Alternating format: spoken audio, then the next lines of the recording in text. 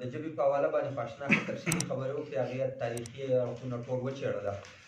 خو دا یوه خبره زه ته کوم، او دا د شاعرانو ادیبانو برکت دی چې پښتو اوس ګورئ دومره ماډرن ژبه جوړه شوې ده چې اوس هر سړی دا کوشش کوي چې زه پښتو زده کړم. او که تاسو ګورئ نو په پښتو کې خلک اوس ماسټر کوي، ځکه چې د نورو ژبو په نسبت باندې اوس پښتو ته ډېر خلک دغه ګوره په بار ملکونو کې چینا چې دی چې هلته د پښتو هلته هم د پښتو چینل کولاو شو. کوم ملکونه چې دي چې هغوی د سر نه پښتو نه پېژندله، هغوی اوس په دې مجبور شو چې پښتو د وخت یو اهم ضرورت دی او هغوی په پښتو باندې لیکچر ورکوي، په پښتو چینل په خپل خپل ملکونو کې کولاو کړلي.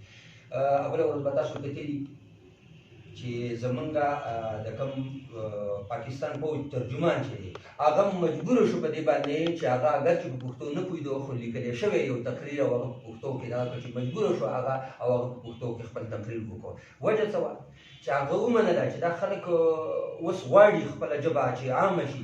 او بله دویمه خبره د خوشحالۍ دا ده چې د دې ادیبانو د برکته په ګوګل کې هغه د ډېرې ژبې څنګه چې ده ذکر مخکې وکړو چې یاره په دنیا کې 95,000 نه 9,000 پورې ژبې ویلی کېږي، خو پښتو په 33 نمبر ده. نو د دې ځوانانو د برکته، د دې شاعرانو ادیبانو د برکته دا به نور هم مخکې راځي. او زه وایم چې دا 33 نه چې دا به راځي، دا به داسې وخت راځي چې دا به د دنیا 2 او 3 او 1 نمبر ته ځان رارسوي.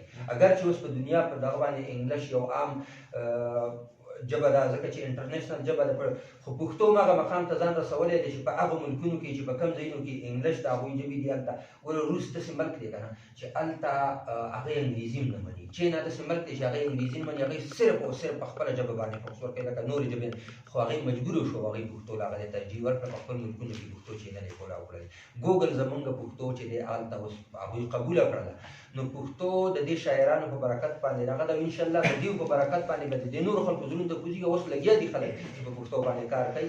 اوس هغه خلک دي چې چا په انګلیش کې ماسټر کړی دی، چا په اردو کې کړی دی، او هغوی مجبور شو اوس لګیا دي په اردو کې ډبل ماسټر کوي په پښتو کې، او هغوی پښتو اوس بدا کوي. نو انشاءالله موږ به د خپل سټرګل جاري ساتو، د خپل کوشش به جاري ساتو.